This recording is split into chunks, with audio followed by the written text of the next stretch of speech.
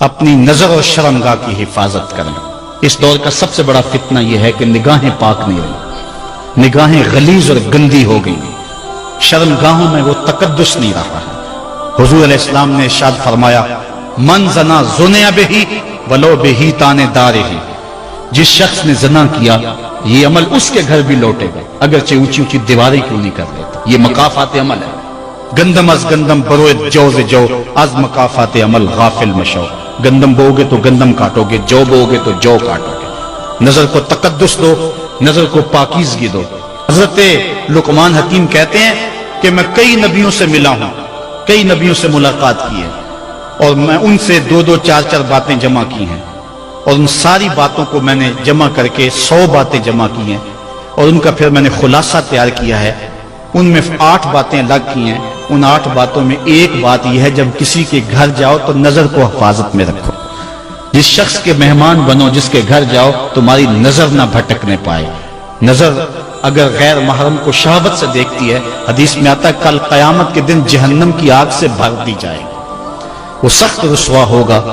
آج میڈیا کی آوارگی اور انٹرنیٹ پہ جو کچھ ہو رہا ہے، ٹیلی ویژن اور سینما جو بدتمیزی پھیلا رہے ہیں، اور موبائل پیکٹ جس طرح بے حیائی کو فروغ ہو رہا ہے، ہم اس کے خلاف پوری قوت کے ساتھ بند باندھیں۔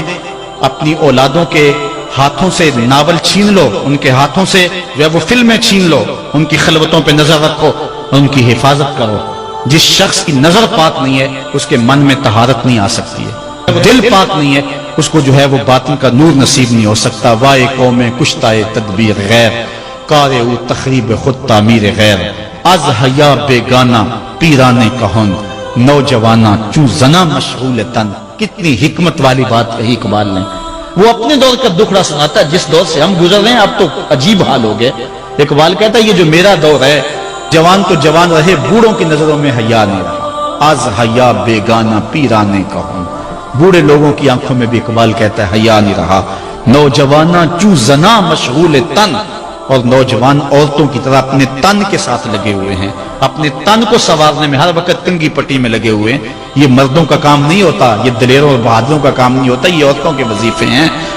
در دل شاں آرزوہا بے ثبات، مردہ زائن از بطون امہات، ان کے دلوں میں آرزویں کوئی اور ہی ہیں اور ماؤں کے پیٹوں سے مردہ جنم لے رہے ہیں۔ دخترانے او بزلف خود اسیر، شوخ چشموں خود نماؤ خردہ گیر، اور قوم کی بیٹیاں اپنی زلف کی خود قیدی ہو چکی ہیں اور ہر وقت جو ہے وہ اپنے آپ کو آئینے میں دیکھتی رہتی ہیں۔ ساختہ پرداختہ دل باختہ، ابروان مثل دو تیغے آختہ، وہ جو گھر کی رونق تھی، جو آبرو اور حیا کا دوسرا نام تھا، آج وہ دل پھینک قسم کی ہو گئی ہے۔ آہ قوم میں دل سے حق پرداختہ، مرد و مرگ خیش را نہ شناختہ۔ اقبال کہتا ہائے قوم کہ جو مر گئی اور اسے ابھی تک پتہ ہی نہیں چلا کہ میں مر چکی ہوں اور جینے کا سامان نہیں کرتی۔ حضور نے فرمایا ہر دین کی کوئی پہچان ہوتی ہے، میرے دین کی پہچان حیا ہے، اگر حیا نہیں ہے تو دین ہی نہیں ہے۔